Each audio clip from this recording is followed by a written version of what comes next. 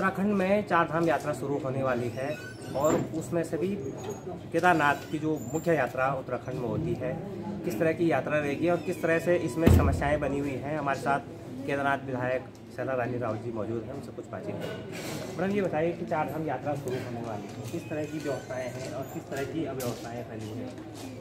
अभी तो मैं देख रही हूँ जो 10 साल पहले की व्यवस्था थी वही व्यवस्था है। और इसको जो है जिस तरह से हमारा हरिद्वार में कुंभ पैटर्न पे बजट मिलना चाहिए, उस पर अभी सरकार का ध्यान नहीं गया। मैं माननीय मुख्यमंत्री जी से भी, माननीय पर्यटन मंत्री जी से भी कह रही हूँ कि बिना बजट के संभव नहीं। दूसरा, हम कितना ही कहें कि यात्रा सुव्यवस्थित हो, जब तक बुनियादी रूप में नीचे कर्मचारी नहीं है कुछ नहीं हो सकता। आज मेरी विधानसभा में 12 जेई की जगह 2 ही जेई काम कर, NH में एक्शन नहीं है, उस बात को लेके मैं यहाँ आई हूँ।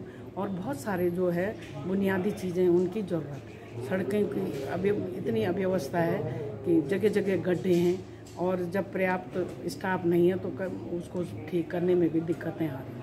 और इस समय चौगुनी यात्रा आ रही है जो सरकार के लिए भी हमारे लिए भी बहुत बड़ा चुनौती है। हमारे मेहमान हैं, हम किस तरह से उनको खुश करें ताकि पर्यटन और तीर्थाटन को बढ़ावा मिले, अभी उस पर बहुत ज़्यादा ध्यान देने की ज़रूरत है। और मैं केदारनाथ के विधायक के नाते मैं तो अभी संतुष्ट नहीं हूँ। मैं माननीय मुख्यमंत्री जी को भी ले जा रही हूँ, माननीय पर्यटन मंत्री जी से भी गुजारिश कर रही हूँ। मैं तो बोल ही सकती हूँ और शायद बहुत जल्दी ठीक होगी व्यवस्था। अच्छा विधायक जी, जो सबसे बड़ी रहने और खाने की व्यवस्था है, आपने बात कही है कि टॉयलेट भी ठीक नहीं है और रहने की व्यवस्था है ठीक नहीं, और यात्रियों को हुजूम उमड़ने वाला है, तो अब सरकार से किस तरह की उम्मीदें हैं आप? अब यह है कि उसको उस हिसाब से मैनेज करें, ट्रैफिक की व्यवस्था ठीक करें और जितना वहाँ पे आ सकता है यात्री उतने को कोई ही समय स्वीकृति दें, फिर दूसरी जगह भेजें।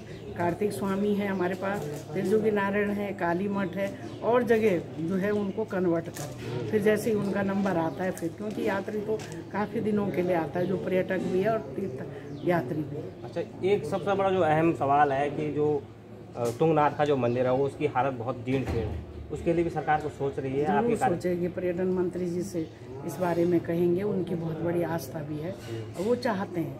आज अगर पर्यटन का क्षेत्र देखें तो माननीय सतपाल महाराज जी बहुत कुछ करना चाहते हैं, उन्होंने विदेशों में भी देखा है। और हमारी आर्थिकी पर्यटन और तीर्थाटन से ही ठीक हो सकती है, बाकी दूसरा उपाय हमारे पास कुछ नहीं। दादी, एक सवाल और बनता है कि जैसे हमारे महड़ गांव में माँ चंडिका की ऐतिहासिक तिवरा यात्रा हो रही है और वहाँ के मंदिर की हालत और मंदिर प्रांगण भी जो है अच्छी हालत में नहीं है, उसके लिए भी आपके पास कोई उसके लिए भी कहेंगे सरकार से। आज जब हमारी आर्थिकी उन मंदिरों पे निर्भर है, हमारे देवभूमि पे निर्भर है, तो उसका सौंदर्यकरण करना बहुत जरूरी है। आज सड़क के बाद दूसरा हमारा मंदिरों का सौंदर्यकरण, उसके लिए माननीय पर्यटन मंत्री जी इस यात्रा में आ रहे हैं, तो जरूर उसके लिए कुछ न कुछ बजट दें। अच्छा, उत्तराखंड आने वाले जो पर्यटक हैं उनके लिए आपका संदेश? उनके लिए यह है कि आप आइए, आपका बहुत बहुत स्वागत है। पूरा भरसक प्रयास होगा आपकी सुख और सुविधा का। आप यहाँ के मनोरम वादियों में जो है उनका आनंद लें और बाबा केदार का आशीर्वाद लें, माँ काली का लें, माँ चंडिका का आशीर्वाद लें आप यहाँ से। तो ये थे हमारे साथ केदारनाथ विधायक शैला रानी रावत जी, जिनका साफ तौर पर कहना है कि इस समय जो व्यवस्था है चार धाम की और पर्यटन की, उसको जो है हम व्यवस्थित करने की कोशिश कर रहे हैं। हालांकि व्यवस्थाएं इतनी दुरुस्त नहीं है जितनी होनी चाहिए थी। भानु प्रकाश नेगी, मध्य प्रदेश न्यूज़।